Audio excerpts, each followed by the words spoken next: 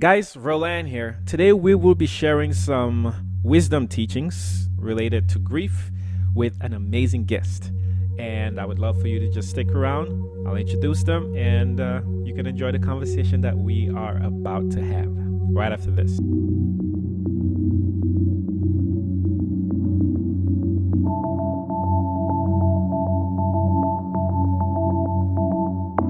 Welcome to Conversations with Roland, where the goal of this show is to learn life secrets through diverse experiences.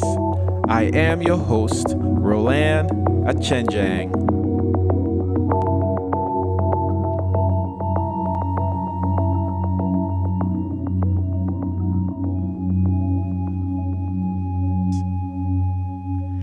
Guys, welcome to another episode of Conversations with Roland. As always, I am super excited to record these conversations, and today is no different.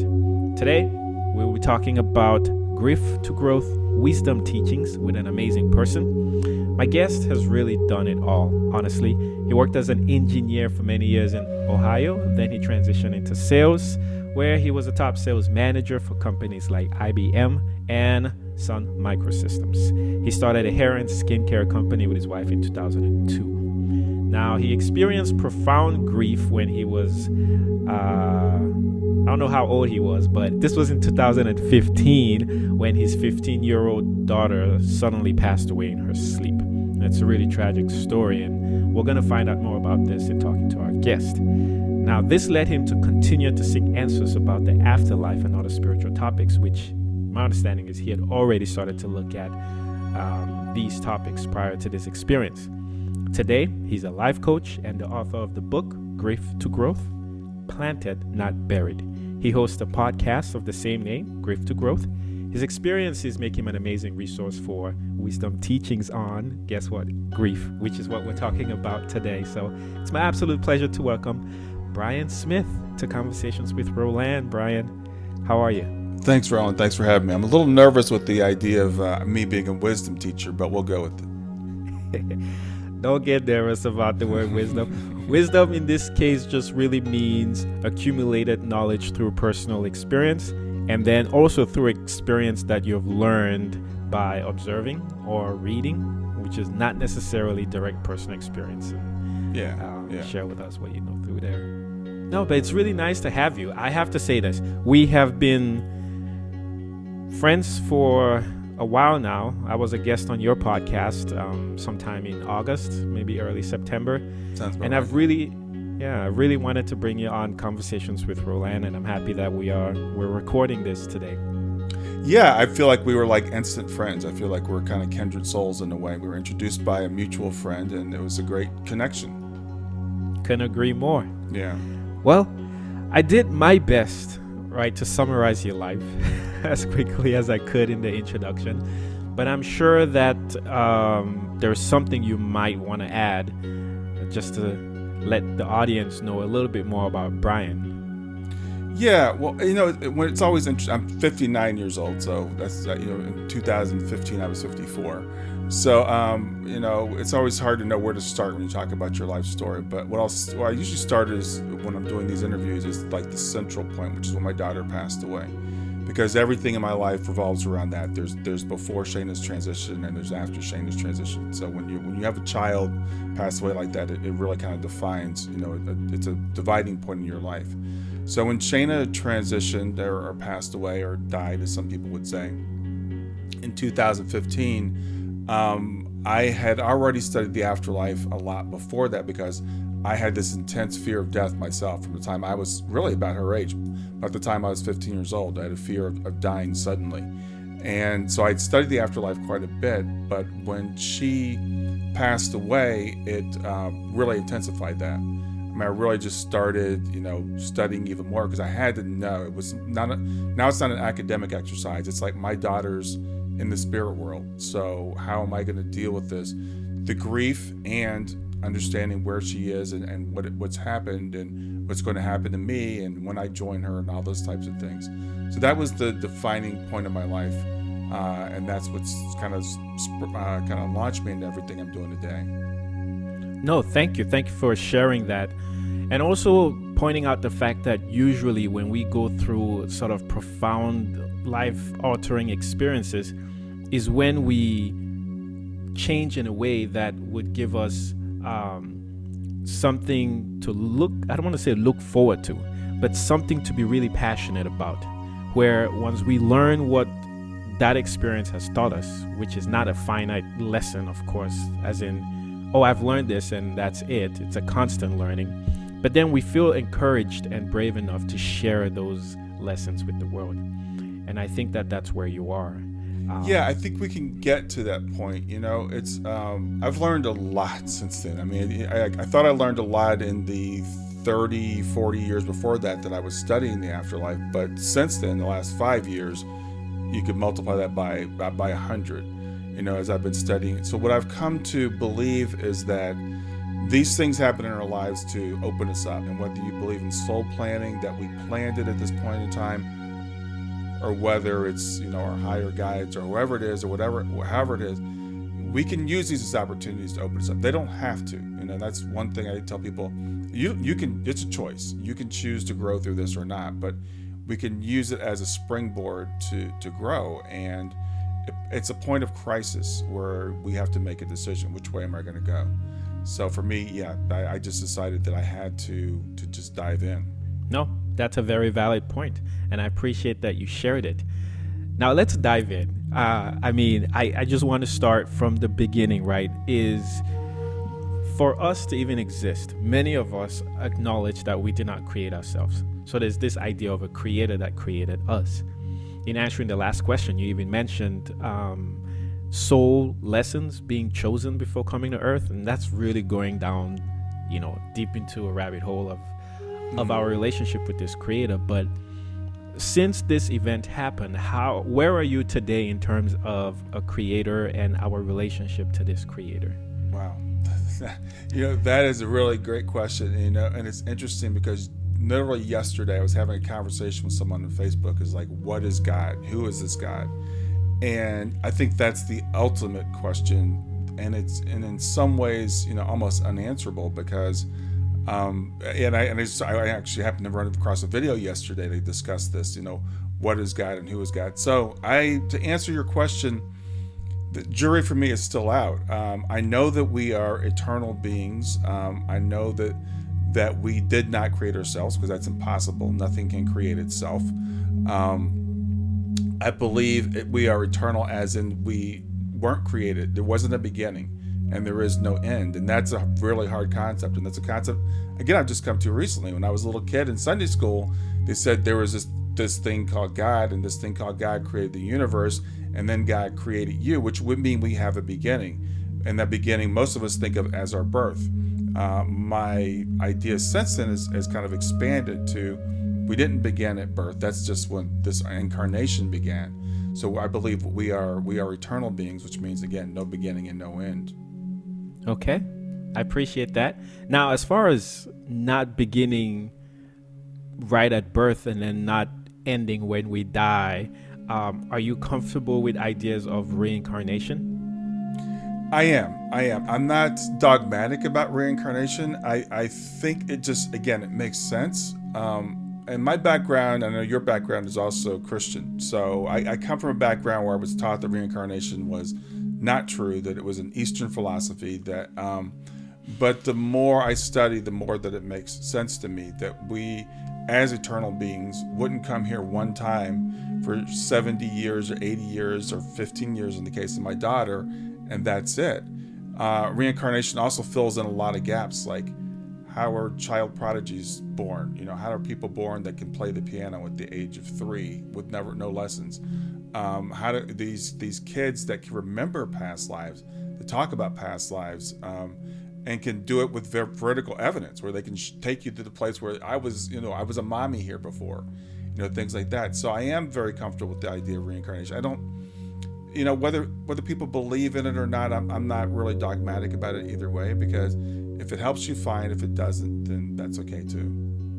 It is okay too. I like that. I've come to learn that most people are going to react to things, respond to things where they are consciously. And I also believe that this creator is unconditionally loving, and will always meet you where you are. And we hear this a lot in life with many sayings. A very good one would be, when the student is ready, the teacher will appear, or something like that. And I for some reason, that resonates with me as the creator of all things as well, is when you're ready to experience more of this creator, when you're ready to understand it more, truthfully ready, it will reveal all that knowledge to you one way or another. So that's neat. Now, thanks for sharing that. We could talk about the creator all day, but I mean, essentially we want to get to ways we can survive here on planet Earth. And maybe not just survive, I would say thrive. And one thing that's very, very common in this planet, or on this planet, is the idea of grief, of pain, of suffering, of experiences of fear. And you've written a very beautiful book about this. And I told you before we started recording that I started reading the book and I'm not finished. I'm about halfway through, but it's very nice and succinct and just answers really simple questions related to grief. That's why I said you're an awesome guest to talk about this, because you've not gone through learning grief by observing or reading. This is actually a personal experience, which is like the best teacher of life in a sense, in my opinion. But one thing that I wanted to ask is, why do you think we have to go through grief? Yeah, another great question. And it really comes down to, I like to do thought exercises. So, because to me, that's the best way to really get at truth. So that relates to the question is, why is there evil? Why do bad things happen to good people? This is a question that people have been asking themselves for eternity, right? If there's a loving creator God, then why do bad things happen? So I use extremes. So what I think about is, let's assume that nothing, quote, bad ever happened. That I was this being and nothing bad ever happened. Nothing ever went against my will. Everything always went exactly the way I wanted it to go.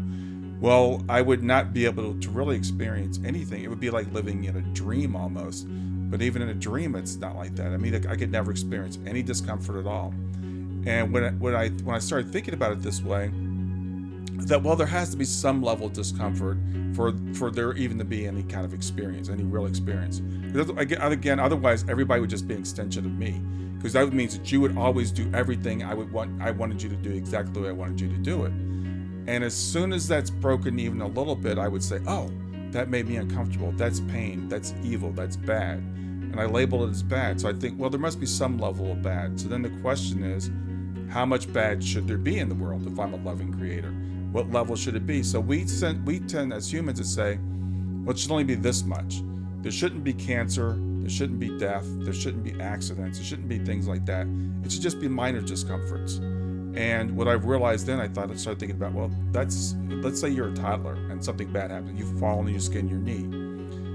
I've had two girls, and you're so I don't think you're not a parent yet, but when our kids skin their knees or when they fall and we tell them no, they fall to the ground and they cry and they kick and they scream like it's the end of the world. They literally think their world is over. And so I view, as humans, we're kind of like that. When we look at the evil in the world, we say, it's so bad, there can't be a loving creator. So I think some level of evil or bad is a necessity for us to have any kind of experience at all. And the only difference is, or only matters, what degree is there. So I think that's why evil or this thing's a necessity. So then why do we grieve? Well, we grieve because we're not getting what we want. We grieve because this is not what I expected, or this is not what I wanted. So I grieve when this evil thing happens to me. So that's why there is grief. Now, it's also an opportunity to grow, and I think it's built into this planet. I think when we come here and we experience this, we know it's going to happen, and we know it's an opportunity for us to grow. But as I said earlier, it's not necessarily that we are going to grow, but it gives us a chance to reevaluate. And lastly, I know this is a long answer, but it's a complicated question. The thing is that as human beings, if we don't experience grief, we just become, we'll never develop. We'll never get any better. and it gives other people an opportunity to serve, because service is another aspect of being human. So there has to be some lack. So it's built into the system. It's a long way of saying that this cycle of up and down and back and forth is something that I think we desired when we came here, as crazy as that sounds. As crazy as it sounds. Thank you for that answer. I think it's beautiful, and a lot of it resonates with where I am today as a human being who went through a spiritual awakening experience. One of the things you touched on was the idea that without grief, our experiences would almost seem meaningless, or without the experience of evil. And I appreciate that. Is if all you knew was love, you may become complacent. You may not seek to really understand what this love is unless it was absent in some way or some form or some fashion, which I like that you explained that. I think we begin to take things for granted. Everything that we experience all the time. I live in Ohio. The weather here is horrible in the winter. I hate it. It's so gray. But I love the sunshine of the summer and when it's spring. And when spring comes and the sun comes, or even now, if there's a little peak of sun that comes through the clouds, and I'm in my house, I go find a spot to sit in the sun, because I do experience this back and forth. And we, as I said, we tend to take things for granted until they're taken away from us. So we kind of need that. And one more thing, and I kind of lost my train of thought because with my long answer earlier. We need something to wake us up, to make us change, because evolutionarily, we are going to do things the same way until they don't work. That's just efficient. If you're a biological creature and you're doing something that's working, you're going to keep doing it. Whether it's working well or not, whether there's a better way to do it or not, you're not going to change until something says this isn't working anymore. And that's a lot of times that grief experience that says this is not working anymore. I need to find another way to do this. Absolutely. Brian, there's one thing you said that I wanted to highlight, and then maybe you can add some more context to it, is the idea that grief might be subjective. Because you talked about living in Ohio and the winters being, kind of cold, and you're looking forward to some sunshine. I've lived in Fargo, North Dakota, and I've lived in Sydney, Montana, right? Not to compare here, but somebody living there or me living there will tell you, okay, winters in Ohio it's mild stuff. Yeah. And then someone who lives in like northern Russia would call me and say, okay, Roland, calm down, hold your horses. You're still dealing with mild stuff, even with winters in Sydney, Montana. And so there's something about a subjectivity to how much grief we experience, and that this grief, or our definition of grief, will change based over the experiences that we have. And another good example you talked about was a kid scuffing their knee and crying as though that was the end of the world. An adult, right? You look at athletes today who have broken, sprained ankles and everything, and they're back the next week playing like nothing happened. Right. Yeah. No, that's a great point. And grief absolutely is subjective. And that's one of the great things about grief, because that's how we can shift out of it and overcome it, is by changing our perspective. If my perspective is my loved one died, they cease to exist, I will never see them again, this is the end of my life, that's a perspective I can choose to take. That's going to make it a very deep, dark hole to get out of. My opinion, impossible to get out of. If I shift that perspective and I say I'm an eternal being and this was planned and there's some benefit to it, and I can live a fulfilled life between now and the time I see my loved one again, that's a choice. That's a perspective. So it makes the grief a subjective thing. It doesn't mean we get to bypass it. It doesn't mean that we don't have those human feelings, those emotions, that missing of the person. It doesn't mean it's not a lot of work, but it means we can choose to try to shift that perspective and look at it differently. Yeah. And it makes me think about the importance of grief in a way, in that it allows us to be creative, right? Here's what I mean. The idea that reincarnation is real, or it's what happens, may not necessarily be true. We have instances that would validate or prove or add more meat to that bone to say, oh, look at what's happening. We have kids who are being born at very young ages with amazing skills, who can remember past life experiences. So that maybe validates the idea that reincarnation is a thing. But what's really interesting is, without grief, we would not be seeking for outlets to overcome that grief. And then what the grief does is it makes us create ideas or remember experiences, like reincarnation, for instance. So Absolutely. It pushes us to be creative. It does.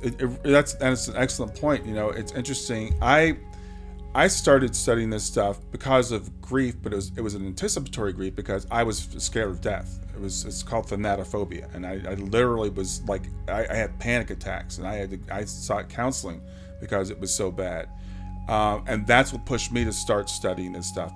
My wife, on the other hand, didn't have any interest in this until my daughter passed away, and that's what sparked her. So there's something about this that pushes us to explore, to get creative, to say I have to look at this a different way. I can't just keep going through life the way that I was. Absolutely. You talked about this and touched on it already, Brian, but if anyone missed it, maybe we can touch on it some more. And that's the idea that grief or fear or the absence of love is kind of built into the earth life experience and environment.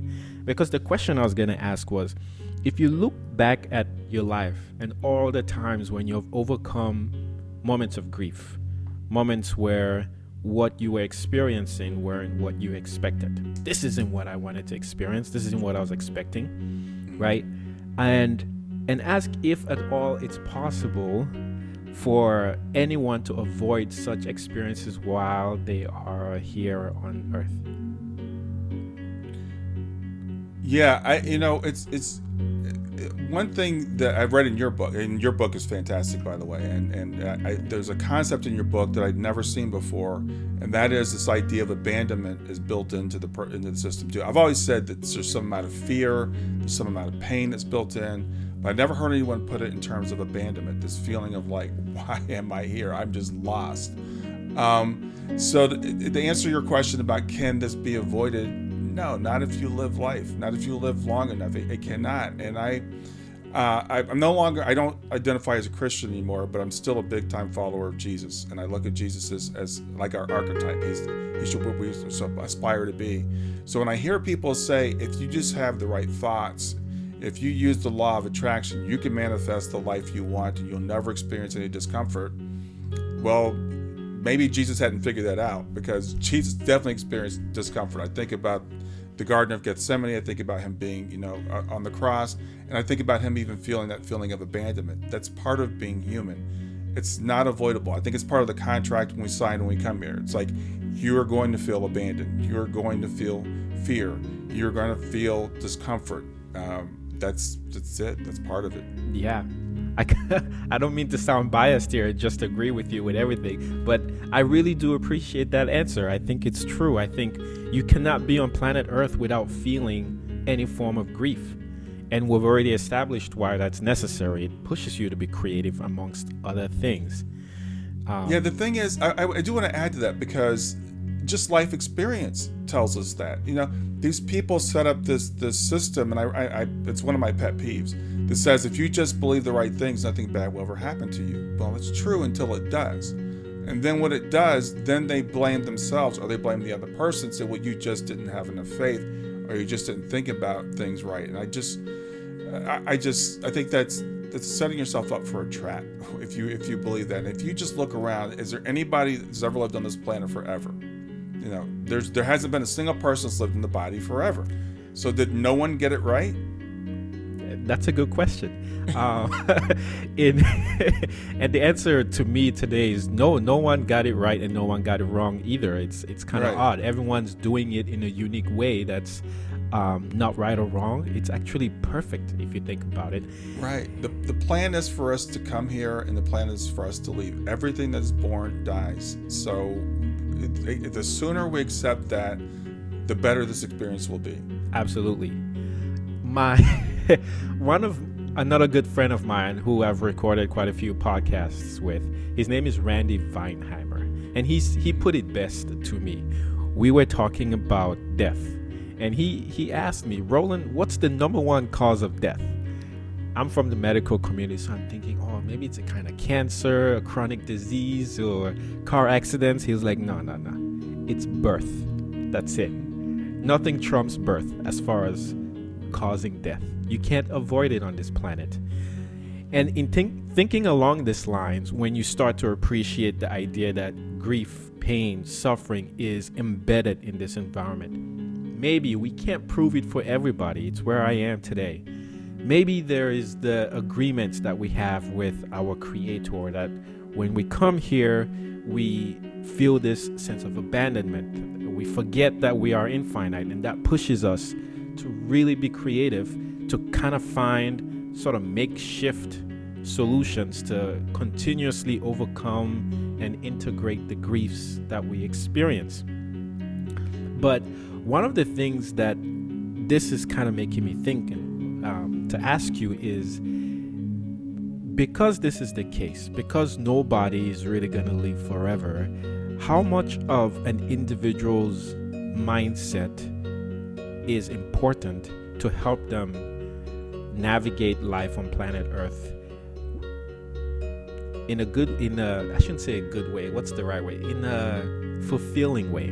That's one of your words, and I really like that word. In a fulfilling way, where they feel I'm content, knowing what I signed up for, knowing what I can't avoid, that I am really doing my best. Yeah.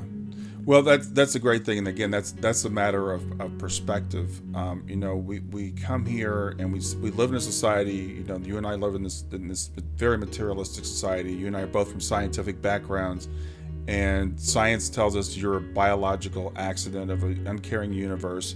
And if we buy into that paradigm, then death is the ultimate enemy, because death is our end. So when we talk about avoiding death, one of the things I would say to you as someone who studied it so much is, why do you want to avoid it? Because it's just a transition to the next level. It's not the end. It's not like you're running headlong into a brick wall. So yeah, to live a fulfilling life, I think what you need to do is, first of all, understand who you are. And the biggest problem I think I see in our society and in our world today is we have literally forgotten who we are as mankind on this planet. It's like I think for millennia, mankind knew who he was. There were no materialists, more than, a couple hundred years ago. This whole idea of materialism came out of a very scientific background where we started to worship what I call the golden calf, is science, that science has all the answers. And not just with science, we're actually worshiping materialism is the real problem. So, no, it can't be avoided. And the way to navigate this life, I think, gracefully, is to say it can't be avoided. Not only that, maybe we shouldn't even try to avoid it. It's how do we deal with it when it happens? How do I respond to these things that happen? How can I use them as lessons? How can I use them as growth opportunities? And how can I put them in perspective as no matter what it is, it's always temporary. Even the death of a child, as permanent as that seems, is not permanent. Our child, first of all, did not die. And secondly, we're not going to be here forever either. So when I hear people say, I will never see my daughter again, I feel so bad when I hear a parent say that. It just makes me feel so sorry for that person, because I've never said that about my daughter. I will never see her in the flesh again. Maybe I might, because these things do happen, but I will not be here forever. And I know she'll be waiting for me when my time is over. So that allows me to make my time here productive, because I know it's not forever. Yeah, you have something to look forward to even. Yeah. And Brian, speaking of your daughter, which again, it's a tragic thing to go through. You've gone through it. You're on the other side. Let me not say the other side. You're still going through it. You're moving forward is your word, which I also appreciate, right? Not just, and it's going to be different for everybody. It's not like, this is over, I'm just going to move on. It's no, I'm going to move forward, but I'm going to take with me the experience, the lessons learned, and not just pretend like it didn't happen. Right. To me, that's wonderful. Now you say you're going to see her somehow, some way when you cross over, but for you, in following you, I am aware that you've actually had some continued communication with her since she transitioned on the other side. Is that something you would mind sharing? Yeah, absolutely. The thing is, it's different for everybody. And when I mentioned seeing her again, I know people who have literally seen their children not in the flesh, but they've seen them with their objective eyes. I know people that have had that experience. I haven't had that experience. I was just actually interviewing someone yesterday. We were talking about dream visits, and I hadn't had a dream visit in a long time. And I was talking to Suzanne Wilson, who's a medium, and last night I had a dream about my daughter. And I don't know if it was a visit, it was a dream. It was really cool. I was great seeing her again. I was like, you're not supposed to be here. So I was lucid enough to know that, she wasn't really supposed to be there. And the wild thing is, in that dream, it was about scrunchies, because she wore hair scrunchies. And it's a long story. But I come downstairs this morning, and there's a package of scrunchies sitting on the table. And I asked my wife, like, how long have these been there? She said, I put them there yesterday. So that's the kind of visits that I get from her sometimes. And, signs like, feathers and birds and coins and things like that. And the other thing is, Shayna is a big inspiration to me. I mean, she's told me through mediums that she helps me with my writing, because I right after the day after she passed, I started a blog. And so I write in a blog, and I've written the book, and she's the inspiration for my business. People that are watching on YouTube, she's over my shoulder. She's in my background. So my daughter is, she's still a very, very big part of my life. I say good morning to her every morning. I say good night to her every night. So I do believe that I will see her again in the flesh as it is, when I'm in the same form as she is again. Right now we're in different forms, but we still have communication. We still have connection. Thank you for sharing. That's beautiful. It's also inspiring. And I can't say I relate, right? I don't have kids. I've never lost a kid, of course.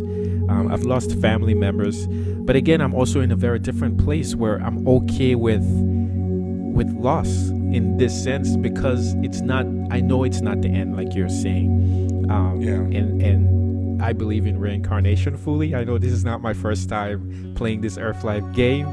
And so I'm comfortable with it. And then plus you read and you hear many stories of people who have had NDEs and they've come back, and just listening to your stories as well is inspiring. It's kind of that aspect of learning without personal experience, which I think is a great thing we can take advantage of as human beings. Yeah, I do want to add this though. It's interesting, because academically we can know these things, and they're very helpful, and it's really important. But until you actually experience it, it's a different thing. And I won't mention the person's name, but I know someone who was a grief counselor for a very long time, and was going around counseling people who had children transition, and then their child, passed, and then they're like, wow, I didn't really have any idea what I was talking about, until this happened to me personally. So it's interesting, me being in this field. I've done grief studying, about grief, the theories and all that stuff, and I've taught with people that do that, and that's all really cool. But having that experience, having gone through it, when I talk to someone, I know this sounds really great, but it still doesn't mean you get to bypass the feelings. We still have that missing, we still have that longing. I've talked to people who have had NDEs. I've talked with mediums, I've talked to people on the other side, constantly. But when their mother passes away or their father passes away, that's when it really hits home. And that's when we really have to dig deep and start to try to apply these teachings. Indeed. And I couldn't be happier that you're here, Brian, which this would be a good time to kind of go through some very common experiences of grief, and then maybe some quick tips on how you would counsel somebody who's dealing with any of these griefs. We've talked about death at length here, but is there anything else you would add? Say somebody lost a spouse, a kid, or the thing about grief is any, I defined it in the book, I don't remember exact words, but it's any profound loss. Any profound, unexpected, or unwanted event that happens to you. It could be losing a job. It could be the end of a marriage. It could be losing your religion. I've had people go through grief because their faith has been shattered. So there's different types or different grief triggering events. But the common thing about grief is this feeling of loss, this feeling of shock, this feeling of this is not what I wanted. And so there are different, I outline in the book, there are different tools that we can play around with. Every tool works differently for each person. But the big thing in my practice is shifting that paradigm, shifting the way we look at whatever the loss is, whether it's the loss of a job or the loss of a relationship or whatever it is. How do I look at this as temporary? How do I look at this as a possible way of growing? How do I look at this as, maybe even part of a plan? How do I take this thing, this, to use a cliche, this lemon and make lemonade out of it? How do I do something productive with this thing? So that's the common thing is figuring out how to get to that point. Yes. I like all of those. The idea that it's temporary, the idea of using it to your advantage. And can we focus a little bit on your understanding of grief being temporary? Well, when I said the grief is temporary, I mean the event is temporary. The results of that event is temporary. So everything comes and goes in this. Everything is created, transforms into another event. It's never destroyed, but it transforms. So what I try to do is I do an exercise with people. I say, well, think about something else that happened in your life in the past. And the older you are, the better this works. Something that happened in your past that you didn't want to happen. You got a divorce. You lost a job. What came out of that? And actually, we do this exercise. I work with Dr. Terry Daniel a lot, and we do. So this is her exercise. I want to give her credit. She'll do like draw your lifeline, and draw the events on your lifeline, all the quote bad things that happened to you. So we go through, when I was 3, I fell and skinned my knee. My parents, moved. Whatever it was, all these things are traumatic, and then try to think of something corresponding that growth that came out of that. If you got a divorce, did you learn anything from it? If you lost a job, did you get a better job? And you almost always find there's something restorative. Something has been restored from that event that happened to you. Now, we look at death and we think, well, that's the end. I could think with my daughter, okay, she died in 2015. That's the end. It's all over. No more. I haven't seen the results yet of seeing her again, but there's also good stuff that came out of that. And I hesitate to say that because it doesn't mean the loss doesn't matter. It doesn't mean the loss doesn't count. The loss is still a loss, and we need to acknowledge that. We need to feel it and dig into all that. But something good can come out of that as well. So we carry both of those things forward as parents. It's like, yeah, I acknowledge the loss. I acknowledge the fact that I'd rather have my daughter here with me. But on the other hand, I wouldn't have this if she were here with me. And you never know what would have happened had her life continued. I mean, it could have been tragic. We don't even know. So that's what I mean by looking at it as temporary. It's like the story never really ends. It always continues. It always does. Yeah, and you think about movies, when we watch movies, what's one common thing about every movie? We have a hero. They get into trouble. The trouble looks insurmountable. They're in a position where the bad guys got them, and it's the end. But they always get out of it, and we that's the story we keep telling, because that's the story of our life. We survive 100% of the bad things that happen to us. And again, if you look at death at the end, someone would say, well, no, we don't survive all of them because some of them kill us, but they don't. They don't really kill us. They change us. Yeah. Speaking of superheroes, I like that you brought that in, and I also wanted to just chime and add that if every superhero movie where the superhero is overcoming this immense challenge that they thought they couldn't, they needed to be the evil side. For example, they needed to be that grief that would push them to find the word I'll use here is gumption, the gumption, the creativity, and the will to actually overcome it. So that's great. The other thing I was going to ask, which you answered, and I just wanted to reiterate for the audience members listening, is creating lemonade out of lemons, for instance.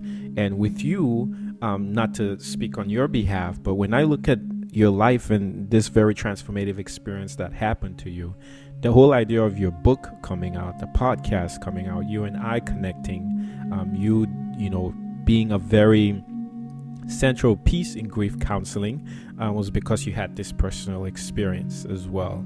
And I think that that's amazing. And I'll also ask that you speak to this. You talk about it in your book, but part of this creating lemonade out of lemons also has to do with gratitude in coping with grief. Can you speak to that as well, please, Brian?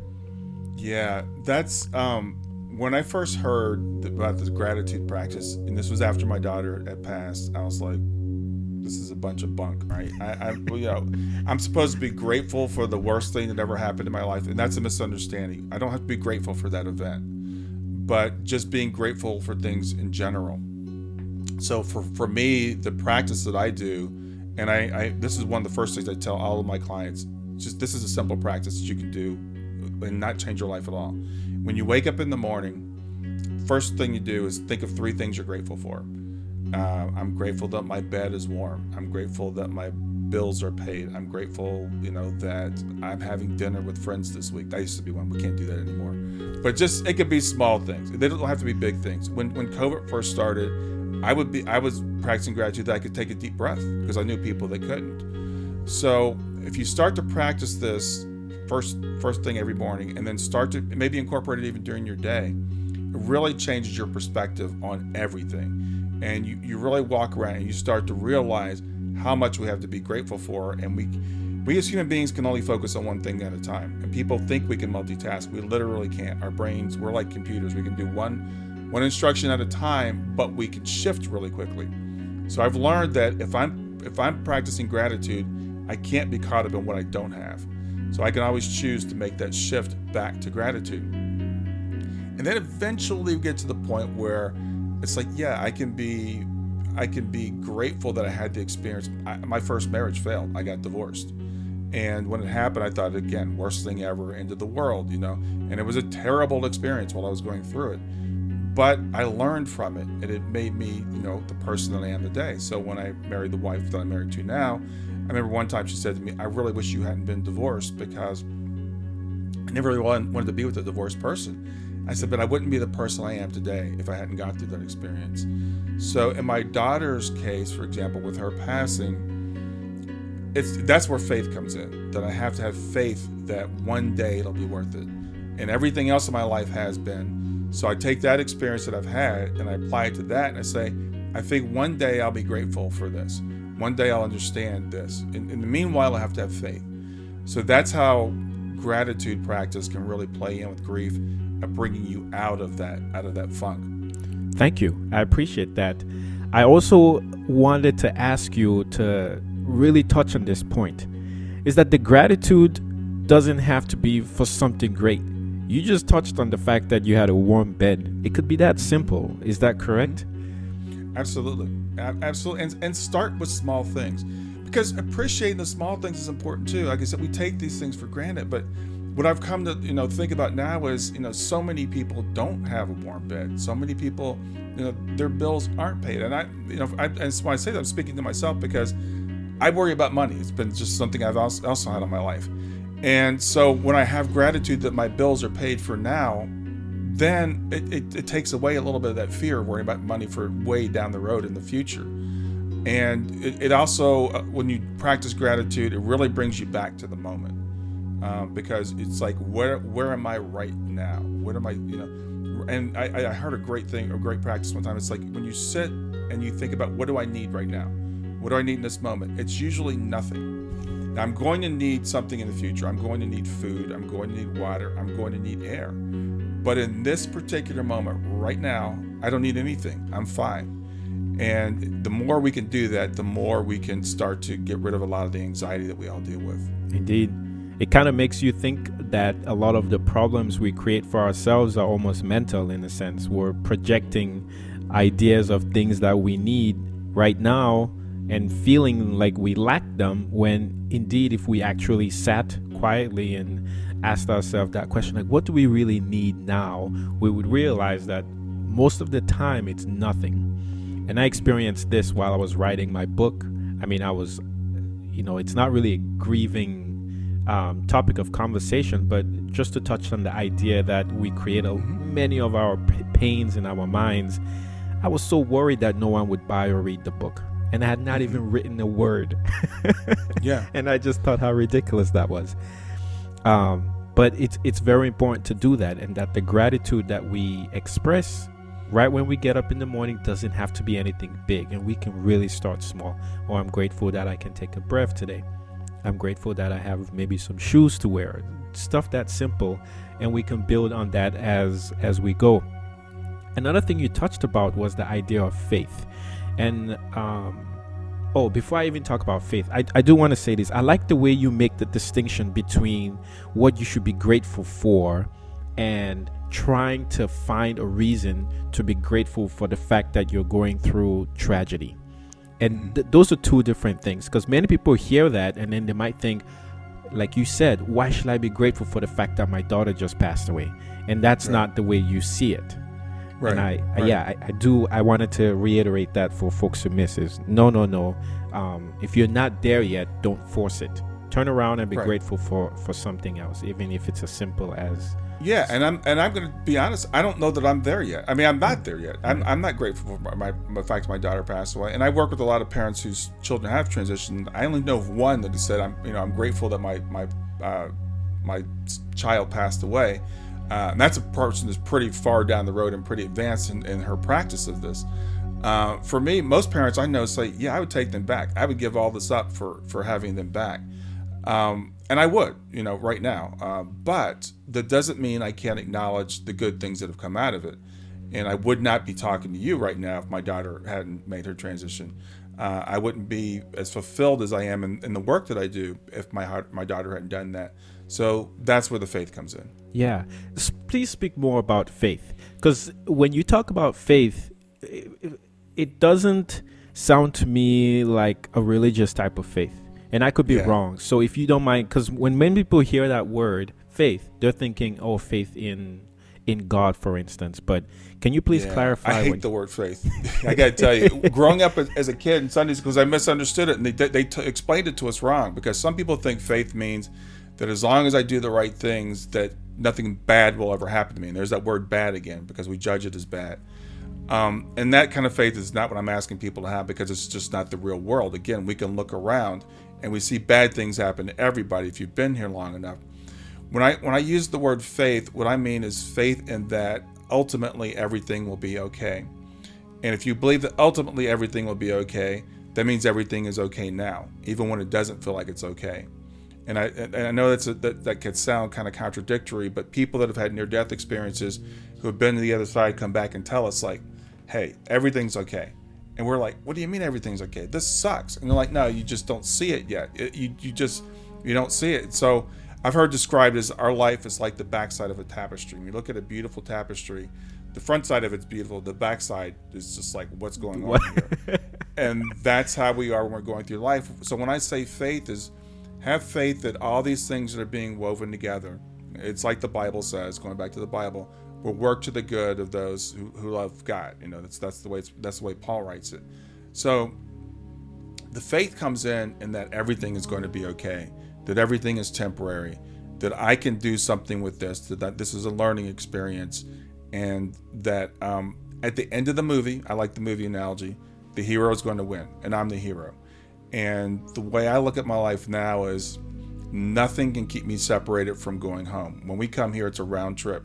We leave our home, we come here, we go through where we go through, but whatever we go through, we end up going back home, which means everything's going to be okay. So I can endure whatever I have to go through for a while. Absolutely.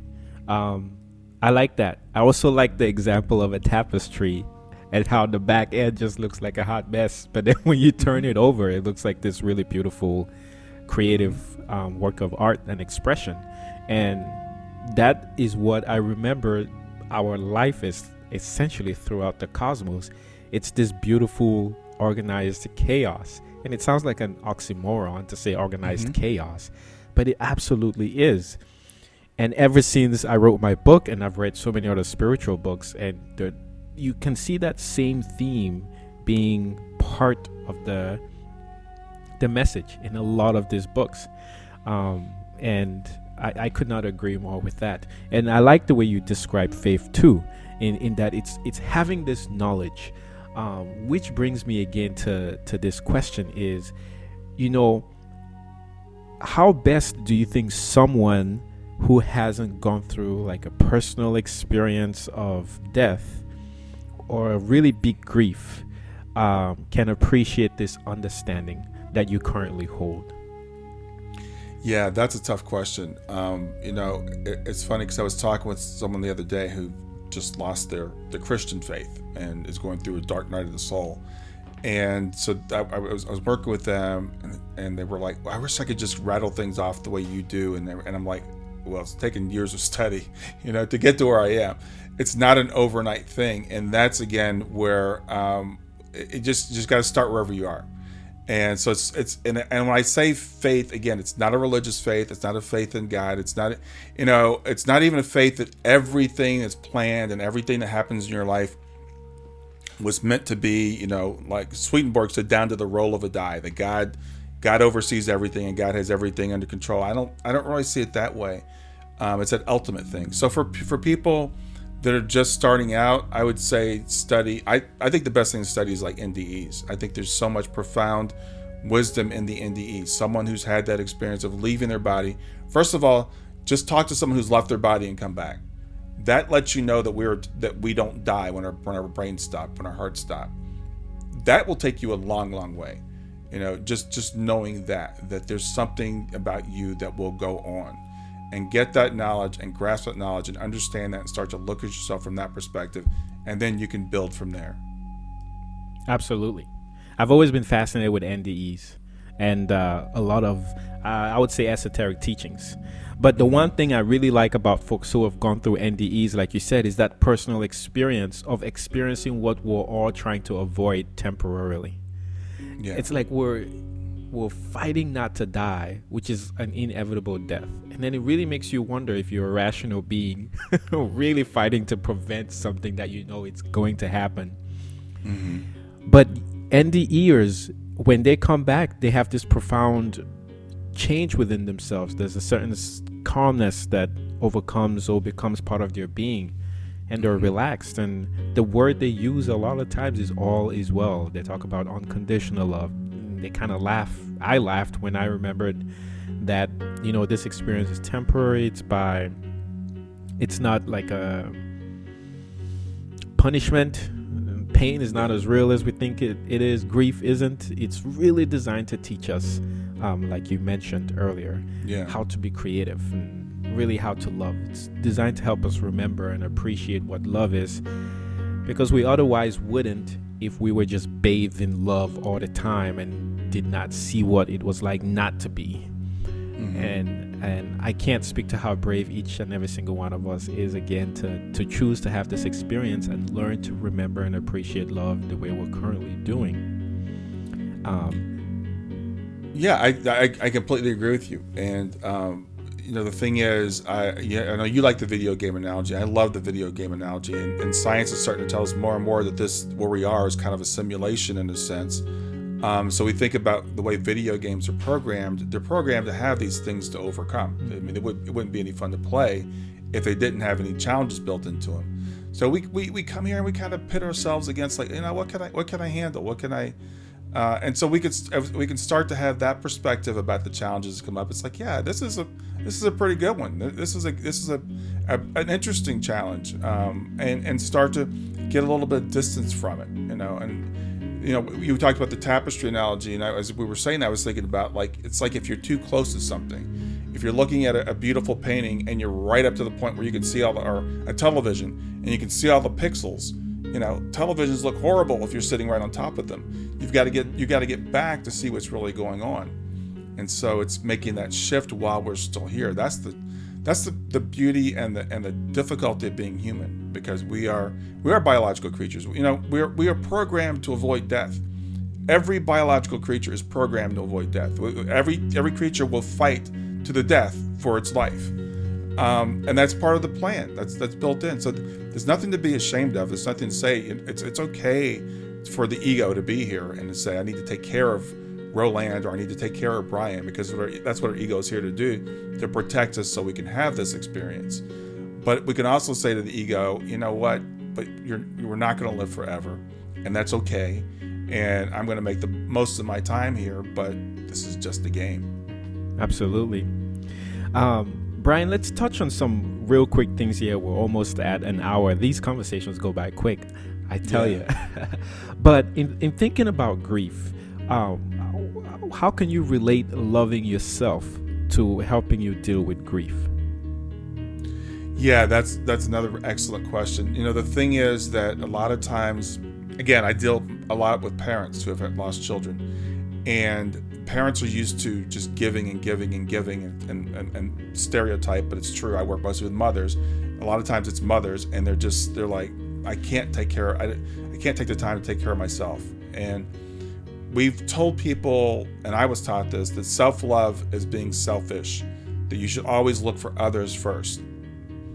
And I push back against that 100%. I like the analogy, if you're in an airplane and the oxygen mask light comes on, you put your own mask on first.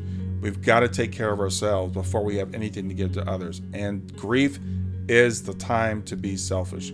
Grief is the time to invest in yourself, to turn in, to take care of yourself, because you can't grow unless you do. And grief can be all-consuming, and you're going to need all those resources. So self-love is extremely important in dealing with grief. Just getting to the point where you even want to heal, because sometimes people feel like I don't want to heal. I don't. Guilt. There's a lot of guilt sometimes involved when someone's passing, no matter how they passed.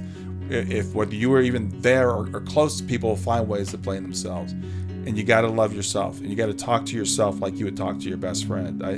I see so many people beating themselves up, and my advice to them is like, don't say anything to yourself that you wouldn't say to your best friend. So if you're telling yourself that you're responsible for that other person's death because you didn't stop them from taking the drink, or you didn't stop them from taking their life by suicide, then if your friend said that to you, how would you react? And 100% of the time people say, well, I would tell them, of course it wasn't your fault. And then I would say to them, well, then stop telling that to yourself. Treat yourself like you treat your best friend. I like that. I also like the idea of loving yourself, because you can't, at least in my limited understanding, share or give somebody anything that you don't have, unless you're borrowing it from somebody else. But then it's not really yours to give, in a sense. You can't. I look at people, like I use this analogy with people too. We're kind of like batteries. We're rechargeable batteries. And so when you're depleted, you've got nothing to give anybody else. You have to charge. You have to be charged to be able to give to somebody else. So people sometimes think, oh, I'm going to be this unselfish person. I'm just going to give and give and give. And it's really not productive. And then you'll be to the point where you can't give anymore, and you can't take care of other people. So if you want to take care of other people, and that's great, take care of yourself. Awesome. Here's another thing, Brian. Someone who goes through grief may be under the assumption that, right, they did something bad, which you touched on in this idea of loving themselves or feeling guilty. But now someone might take it to the extreme and say, oh, because this happened to me, I deserve this other good thing to happen to me, or something like that, right? Or they may even say, well, the whole idea of not deserving, we've touched on that already, where grief is, I wasn't expecting this. I don't deserve this to happen to me. I've been such a good person. How do you talk to someone who feels that way, which is the total opposite? I'm going through this grief, so I deserve this from family members. I deserve this from society. I deserve this from outside of me, per se, to help me cope, for instance. Yeah. Well, first of all, we know the world doesn't work that way. We don't get what we quote deserve, and that could be a good or a bad thing, right? So if I do a quote bad thing, and it's interesting because I was discussing with a friend of mine who's Hindu background. We're talking about the idea of karma, and some people believe in karma as in, I do a bad thing, a bad thing happens to me. I do a good thing happens to me. I don't believe in it in that sense. So I would say to people, get rid of this notion that bad things happen to bad people and good things happen to good people, because that sets you up for the trap. If something bad happens to me, then I must be a bad person. Or if nothing good happens to me, then I must be a bad person. That's not true. I just don't think that's the way it's working. That's from observation. This is not a faith thing. And it's, like I said, it's a very dangerous road to be on, because ultimately something is going to happen to you that you don't like. And if you think, I've done all these good things. I was talking with someone the other day, and they were saying that they work for a corporation and they're not being recognized. And I had that same experience. I work for companies that I felt like I wasn't being recognized. I was doing a great job, but I had to realize this is the way life is, so move on, do something else. So I think it's a very, I don't know why we have that feeling, because it's just not the way the world works. Yeah. I think it's just part of the agreement. I think part of the agreement is coming in and then not remembering our true selves, in a sense. And I use that word, true self, to really mean our interconnectedness to everything, and that we're having this temporary experience with the veil of forgetfulness or feeling of abandonness being part of it. And then being fully engrossed in the limited view of life on earth. And then also being brought up in this environment where it's littered with grief. And then we think that, one way to cope with this grief is to go outside of us and say, okay, we need all of this to come to us from outside of us to kind of recharge our batteries, would be an analogy. When, in a sense, if that happens, many times I think an individual might end up feeling unfulfilled and always seeking for more outside, until they learn that, or they can recharge themselves by mindset change, by doing a lot of the things that you've shared in this conversation, right? I don't know. I was raised in the U.S., so I can only, and I haven't traveled much. I can only speak to the U.S. I think it's kind of an American thing anyway. This idea of you get what you deserve. We live in what we believe is a meritocracy, or we think it's a meritocracy. It's certainly anything but we're taught that if you just do the right things, the good things will happen to you. And I think we apply that to everything else. I think a lot of people around the world who live not such privileged lives maybe don't have that as much, where it's like, they realize, life's not fair. But the thing is, and I like what you said about seeking, because I think that's really, really important. We tend to look for things outside of ourselves to fulfill ourselves. And again, in our society, it's like cars, positions, money, things like that, homes. And we think, if I just got that, I'd be happy. And again, study people that have that. Study people that have gotten all those things and see how happy they are, And you can see it doesn't get them happiness. We really have to turn within to find our happiness. And so try to learn that lesson before you just go seeking after everything else. Absolutely. And you had a very good example that you shared, I think, in your book, where it had to do with gratitude, and that gratitude wasn't necessarily things that you had outside of you.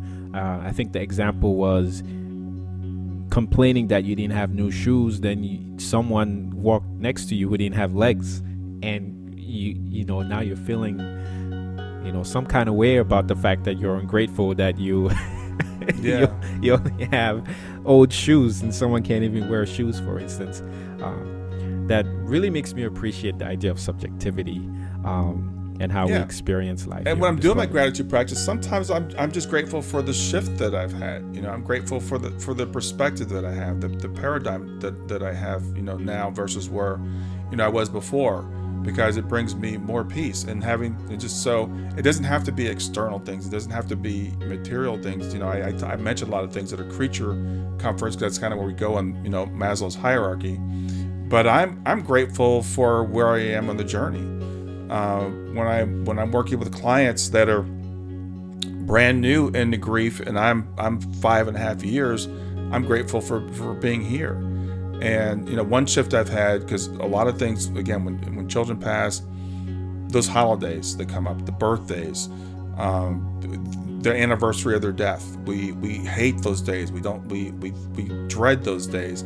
And I was talking with a mother the other day. I said, I look at my daughter's anniversary date now as it's a milestone. And I celebrate it as I survived, because I didn't think I was going to survive, 5 years when she passed away. And I'm coming up, it'll be 6 years in June. So I'm celebrating me for having made it this far.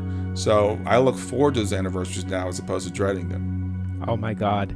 I appreciate that you shared that, particularly because the other lesson that just came to mind is how grief shows us how much strength we actually have. A lot of times to our surprise. I mean, you're celebrating, right, the 5th anniversary of your daughter's passing. And, just from what you heard, it sounded like right when it happened, you didn't think you'd going to stay another 5 years. And you actually talk about in your book, kind of suicidal ideas as well that can be part of grief that is really extreme. Not that you made it clear that you weren't suicidal, but that those questions did come up. Is I want to go join my daughter, and it's a thought that comes up. I think it's pretty common. Again, especially for parents. Not to say that other people don't experience this type of grief, but as a parent, we have a responsibility for taking care of our kids, and so you can feel like I didn't take care of them. You can feel like, where are they now? Do they need me to be there to take care of them? So those feelings are natural, and I like to share those feelings with people so they understand that when you feel that, you're not crazy. But there can be a shift. There's definitely hope, and I think that, and I like the way you put it, grief reveals how strong we are. Some people say, well, I could never do what you're doing. Or some people say, well, grief makes you stronger. In a sense, maybe that's true. But mostly what it does is it reveals who you already are. We are all so much more brave and so much more resilient and so much more resourceful than we give ourselves credit for. But we don't really know it until we test ourselves. And I always look at people like run marathons. And I still say to this day, I could never run a marathon. I probably could, I never will, because I'm not going to put the effort into it. Yeah. But I probably could. But we look at other people and we say, well, that person's doing something that I couldn't do. And there's a saying, and I forgot who said it. It's like, what one man can do, another man can do. So I use this with my clients. I'm like, if you look at someone like myself that's 5 years out, or someone when I started this, that was 10 years out or 12 years out, and you say, I could never be me. Yeah, it can be. It's just one day at a time. Absolutely. No, I love that. The movie I just watched yesterday, Soul. It's movie on it's such a beautiful movie, and I loved it too because of the kind of new age ideas it was introducing to the kids. I was like, look at this. This is stuff that we're talking about. This is stuff I was never raised on, and they're incorporating all of this in movies. They're talking about chakras and all that jazz, and they even kind of showed souls being programmed before they come to Earth to learn certain lessons. But I kind of like that. I don't know if the movie it touched on some sort of grief, well, let's not do spoilers. It's a great movie, just watch it. Who's listening? I tell you what I loved about that movie. I loved everything about it, but what I really loved is that it was presented without dogma. It was presented like you don't have to believe anything. It was kind of presented as matter of fact. And for people like you and myself who've studied this stuff, and again, I was using the word faith a lot there earlier, but I'm telling people, don't believe anything. Test all this stuff, study it, look at the science, look at the logic, look at the philosophy behind it. You can come to all these conclusions without believing what anybody else tells you, and trust your own heart, because there's something about us that tells us that we're eternal, or at least we're supposed to be, because we all push back against death. And people say this, I don't know how they know. They say that we're the only creatures that anticipate our own death. Now, we don't know whether dogs do or not. I don't think that's a fair thing to say about dogs. But we do. We anticipate our own death because we don't want to die. We feel like there's something fundamentally unfair about that, something that's wrong. It's like, that's not the way it's supposed to be. And, well, maybe that's not the way it is. Maybe. Brian, guys, honestly, Brian's an amazing person to talk to. We're over an hour here, and I really don't like to have these conversations go this long. And I'm sure if you're listening to this and you've listened to some of my other podcasts, you're going to bark at me for saying that, because I've gone way over an hour with some guests. But I do want to say Brian continues to provide life coaching, grief counseling, as well as even business coaching. He's doing a bunch of stuff. And you can connect with him on his website, grifttogrowth.com, and I'll have links to that in the notes section of this podcast. He's also very active on Facebook, and I'll have links to his Facebook page here, as well as links to his book, Grief to Growth. There's a Kindle, there's a paperback, and audiobook options as well. And Brian, for all that you've gone through, I can't say thank you enough to you, your wife, and your daughter, who's now with you and your daughter who is transitioned over and helping you on the other side or from the other side.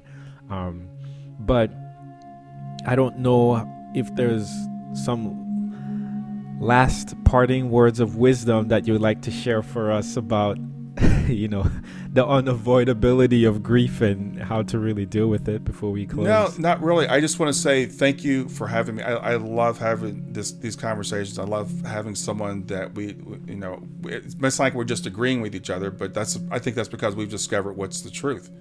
Not that we have any kind of a monopoly on the truth, but as people start to seek, I think you just kind of run into these things. So I appreciate you having me, and it's been a pleasure. Thank you. No, likewise. I appreciate you coming on.